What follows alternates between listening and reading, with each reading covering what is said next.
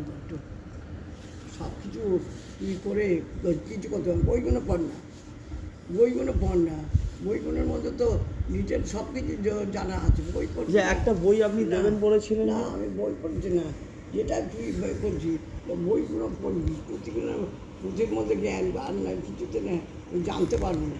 কিন্তু ভুল ভালো বলতে পারে। আমি এটা টেপ করে রেখে দিলাম, ভুল কথা বললো, তাহলে ভুলটা তো সব জায়গায় ছড়িয়ে গেল। আমি বলবো তাহলে কী বলছে? বলছে যে মায়ের পেটের মধ্যে একটা বাচ্চা থাকে, তার মাথাটা তার পেটের সাথে লাগানো থাকে এবং নাড়ি দিয়ে বাঁধা থাকে। নাড়িটা কেন? মুখটা নাড়ির কাছে। হ্যাঁ, বলছে ওটা দিয়ে বাঁধা থাকে। বলছে একটা প্রাপ্তবয়স্ক লোককে যদি আমরা এইভাবে থাকতে বলি তাহলে সে কয়েক সেকেন্ডের মধ্যে মারা যাবে।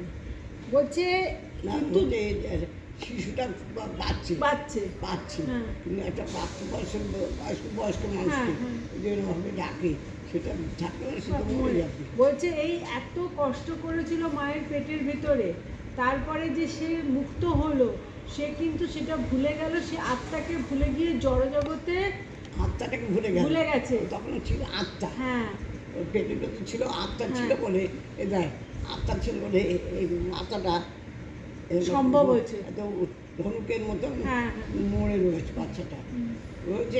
আর মুখটা রয়েছে মায়ের নারীর সঙ্গে করছে। আর একটা বয়স্ক মানুষকে যদি এরকমভাবে রেখে দেয়, বলছে কয়েক সেকেন্ডে তার মৃত্যু হবে।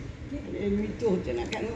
না, ওটা হচ্ছে ভগবান দত্ত। বলছে যে দুর্ভাগ্যবশত আমরা সেই সমস্ত কষ্টের কথা ভুলে যাই। আমরা যে মায়ের পেটে ওরকম কষ্টে ছিলাম সেটা ভুলে গেছি। ভুলে যাই তো, যেই হয়ে গেল মা দুধ দিয়ে দিল, কী আনন্দ! আর কী কষ্টে পেটে মধ্যে কতটা কষ্টের মধ্যে ছিল তখন ভুলেই গেল। বলছে এবং জন্ম মৃত্যুর বন্ধন থেকে আত্মাকে মুক্ত করার কোনো রকম চিন্তা করি না। কোনো চিন্তা যে আত্মাটাকে মুক্ত করবো কোনো চিন্তা করি না।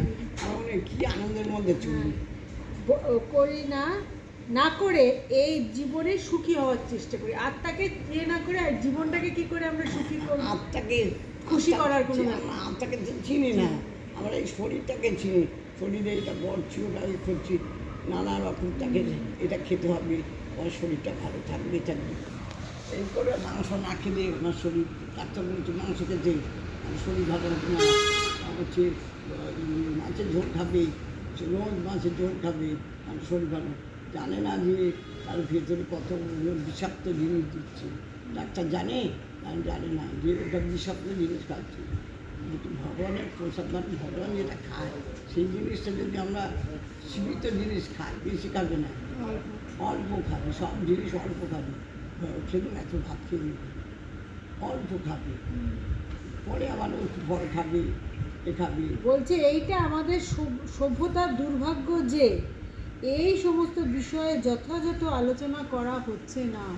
এটা মানে আমাদের সভ্যতা সত্যি আমাদের যে আমাদের এগুলো আমরা জানি না। এটা এই জিনিসটা আমরা জানি না, আমরা জানারও চেষ্টা করি না। আমাদের কী করে জানতে হবে? এইসব ভাগ বর্তন পড়তে হবে। তখন এর ভেতর ডিটেল ভগবান সব কিছু দিয়ে দিয়েছে। তোমরা পৃথিবীতে এসো, আমাকে না চিনলে তোমরা এখানে এসে লাভটা কী? যাতে মানুষ জড় অস্তিত্বে এই ভয়ঙ্কর অবস্থা হৃদয়ঙ্গম করতে পারে। বলছে এইটা তোমাকে জানানো হচ্ছে যে তুমি মায়ের পেটে যখন ছিলে, এক কোণে পড়েছিলে, ওইভাবে তুমি যখন মুক্ত হলে তখন তুমি সেই দিনটা ভুলে গেলে। তুমি তখন বিষয় আশায় জড়জগতে ব্যস্ত উঠলে। বলছে এমন কেউ নেই, সভ্যতা এগিয়েছে ঠিক কথা, কিন্তু এই জ্ঞানটা দেওয়ার মতো লোক নেই। বলছে মানুষের জড় অস্তিত্বটাকে নিয়েই মানুষ ব্যস্ত, কিন্তু এই জড় অস্তিত্বটা যে কতখানি ভয়ঙ্কর সেটা ধারণা কেউ করছে না। এইটাই তো আমার বলি, ওই আমরা তোমার এখানে প্রতিদিন এটা করছি না, প্রতিদিন আসছি না। কেন আসছি না? ওটা তো আমরা তো জানি না, অনেক যা হয় হবে। এখন তো আমার যেটা করণীয় করছি, আমরা এই যেগুলো যদি আমরা না শুনি বা না পড়ি তাহলে আমরা জানবো কী করে? আমাদের কী হলে ইচ্ছে হলো, আমাদের সময় হলো, তো সময়টা হয়েছে এই বিয়ে চলে গেল।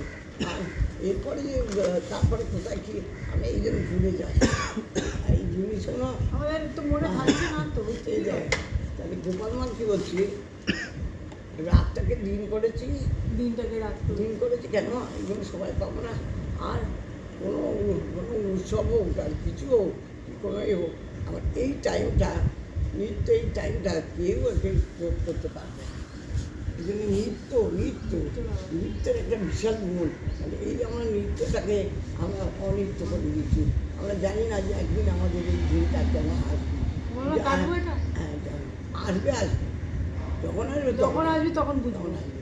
এখন তো আসছে না, তা তখন কী হবে, তখনই মনে হবে যদি আমি এইগুলো শুনতাম, আমরা সেই সব না শুনে আমরা অন্য জায়গায় ছুটছি ছুটে জ্বর কী জ্বর হচ্ছে, ছুটছে তো এবার খালি ছোটো কত ছুটবি ছোটো,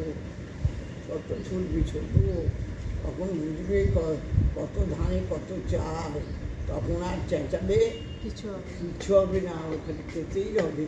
বারবার আমরা ঘুরে যাচ্ছি, আমি পেটে ছিলাম তখন বলবে এই দেখ একটা বাচ্চা পেটের মধ্যে বলতে কি আলো দেখতে পাচ্ছি, হ্যাঁ, সে আর আত্মাটাকে একটা দেখে। বাচ্চা দেখছি অন্ধকার কিরবিটাকে কামড়ে ছিঁড়ে দিচ্ছি, তাকে এবার ছিঁড়ে দিচ্ছি, সে এবং ওই বাচ্চা কামড়াতে কোনো সময় অজ্ঞান হয়ে থাকে অজ্ঞান হয়ে বাচ্চাটা, যাচ্ছে। আর নড়ছে না গো, এরে আর নড়ছে না, দেখো তো আবার কী হলো এরকম বলছে তো, হ্যাঁ। মানে জানছে না যে কিডনিটা তাকে কিভাবে? স্টেজ করে দিয়েছি বলছে। আবার একটা সময় ওরকম বাচ্চারা মরেই গেল, যা বাচ্চারা মরে গেল, হয়ে গেল তো, তাহলে কী হলো, জানলো না যে কিডনিটাকে একেবারে নিস্তেজ করছি, আমরা তো জানি না। এখন কী হচ্ছে, মাকে কী হয়, বাধ্যতামূলকভাবে খেতে হয়, হ্যাঁ, নিয়ম করে। ঝাল খাবে না, ঝাল খাবে না।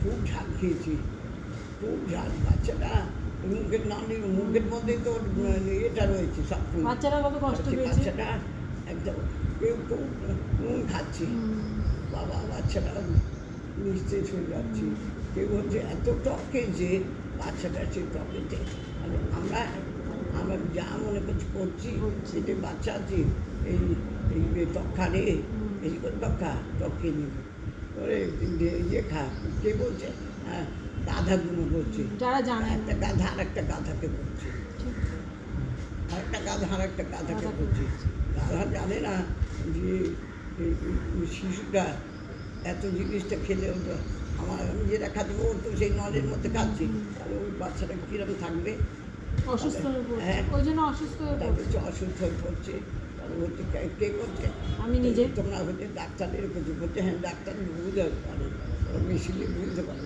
কিন্তু ভগবান যা বুঝতে পারে কেউ বুঝতে পারে না। এইসব বলবো।